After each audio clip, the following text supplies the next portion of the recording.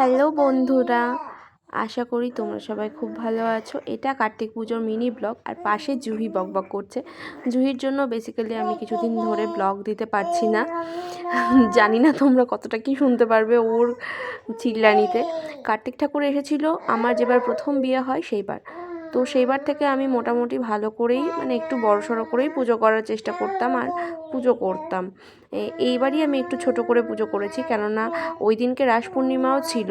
আর আমার দাদার বাড়িতে ওখানে রাস পূর্ণিমায় খুব ভালো পুজো হয়, তো সেখানেও যেতে হতো। আর তাছাড়াও মেন যেটা আমার প্রবলেম সেটা হচ্ছে আমার মেয়ে খুব ছোট, তো সেই জন্য আমি যেহেতু এখানে একাই ছিলাম, তো সেই জন্য আমি একা একা পেরে উঠছিলাম না। তো যেইটুকু করেছি সব নিজে নিজে একা একাই করেছি। আর সবাইকে এখন প্রসাদ দিয়ে নিচ্ছি, সবার বাড়িতে বাড়িতে একটু প্রসাদ পাঠাবো বাচ্চাদেরকে সবাইকে। আর আমি যেখানে বসার যেটা ড্রয়িং রুম বলতে পারো, সেইখানেই প্রত্যেক বছর পুজো করি। আর এখানে জুহি দেখো কি করছে, দুষ্টুমি করে সমস্ত গুটিয়ে ফেলছে। ওখানে এবার ঠাকুর পাঠিনি, কারণ কি ওই ঠাকুরটাকেও উঠিয়ে নিয়ে কখন চলে আসবে তার কোনো ঠিক নেই।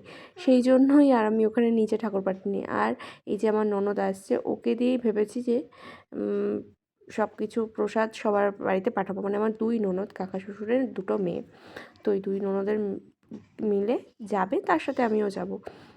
ঠিক আছে, চলো, বাই।